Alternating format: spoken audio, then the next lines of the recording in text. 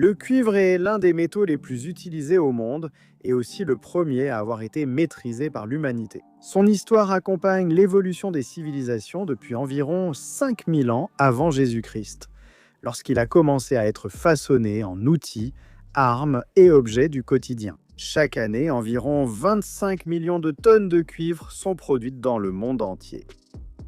Mais vous êtes-vous déjà demandé d'où vient le cuivre et comment il est extrait de la nature? Dans la vidéo d'aujourd'hui, nous allons découvrir ensemble chaque étape de ce processus impressionnant, depuis son exploitation minière, en passant par l'extraction et le raffinage, jusqu'à la transformation du cuivre en pièces et composants essentiels pour l'industrie moderne. Restez avec moi jusqu'à la fin. Je m'appelle Victor et vous êtes sur Tudotech HD. Merci de liker, de vous abonner et d'activer la cloche pour toutes les notifications.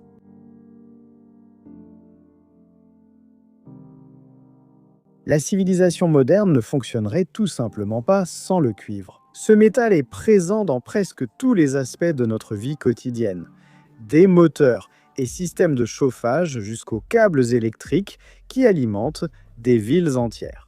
Le cuivre est l'un des meilleurs conducteurs d'électricité et de chaleur connus, en plus de posséder une grande résistance à la corrosion. Il est également extrêmement flexible et malléable, pouvant être façonné en fils, en plaques et en pièces complexes. Et peut-être le plus impressionnant, le cuivre peut être recyclé indéfiniment sans perdre ses propriétés, ce qui en fait l'un des métaux les plus importants pour l'industrie et pour le développement durable moderne. Le cuivre se trouve à la surface de toute la Terre, principalement dans les roches sédimentaires, et son extraction est un processus complexe qui implique plusieurs étapes. Tout commence par l'identification des zones ayant un potentiel pour des gisements de minerais de cuivre. Dans cette phase initiale, des équipes spécialisées réalisent des études géologiques détaillées, analysant des échantillons de sol et utilisent des techniques avancées de prospection pour localiser les régions où le cuivre est présent en concentration économiquement viable pour l'exploitation minière. Une fois qu'un gisement de minerais de cuivre est identifié, des forages sont réalisés dans le sol afin d'obtenir des échantillons plus précis. Des équipements de forage de grande taille ouvrent des trous stratégiques dans le massif rocheux, appelés trous de tir, qui suivent des schémas définis par les ingénieurs des mines. Ensuite, des explosifs industriels sont insérés dans ces forages.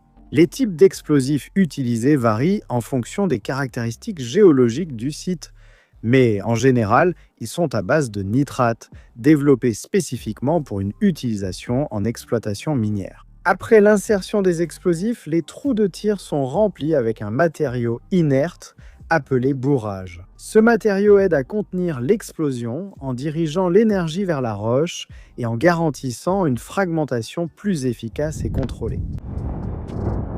La détonation est réalisée selon un plan rigoureusement élaboré, qui prend en compte des facteurs tels que la sécurité, l'efficacité énergétique, le contrôle des vibrations et la taille idéale des fragments générés. Cette détonation contrôlée permet à l'énergie de l'explosion de briser la roche en blocs plus petits, facilitant ainsi le chargement, le transport et le traitement du minerai de cuivre lors des étapes suivantes. Une fois fragmentées, les roches sont chargées dans des camions hors route, également appelés camions miniers. Ce sont des véhicules géants conçus pour fonctionner dans des conditions extrêmes et capables de transporter jusqu'à plus de 400 tonnes de matériaux en un seul trajet. En moyenne, il faut traiter environ 200 tonnes de roches pour obtenir une tonne de cuivre, ce qui équivaut à environ 5 à 6 kg de cuivre par tonne de matériaux extraits.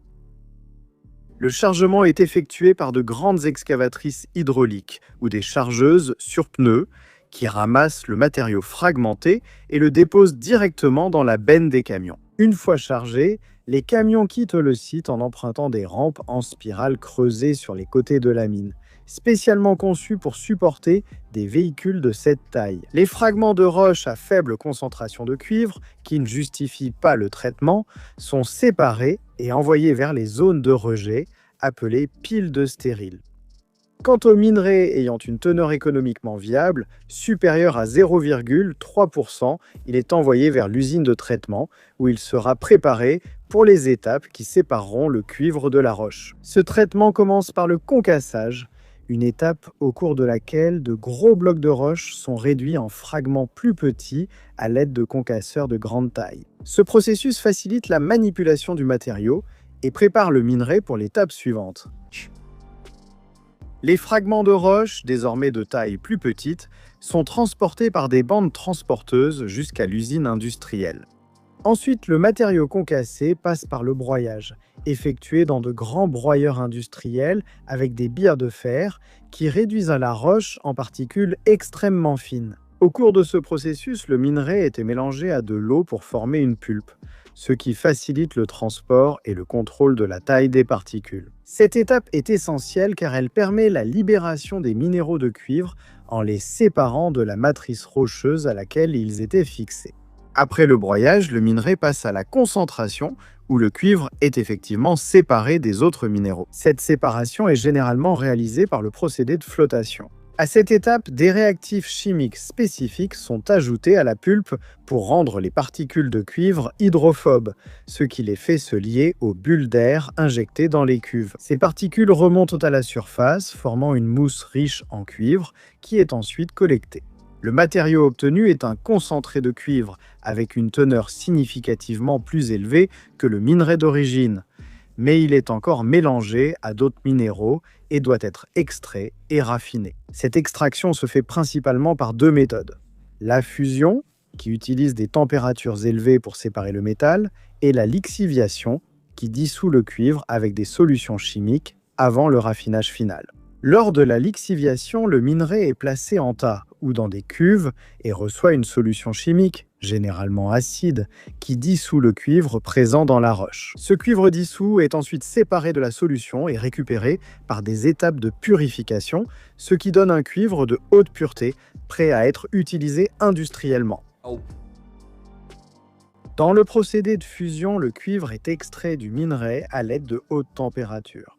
Tout d'abord, le concentré de cuivre obtenu après la flottation est amené dans des fours industriels, où il est chauffé jusqu'à la fusion. Pendant ce chauffage, le cuivre se sépare des impuretés présentes dans le minerai. Ces matériaux indésirables se combinent et forment le laitier, qui flotte à la surface du métal en fusion et est retiré. Le cuivre liquide obtenu, désormais pur, à environ 98% à 99%, appelé cuivre blister, est versé dans des moules pour être transformé en plaques métalliques épaisses, appelées anodes, pesant chacune environ 225 kg.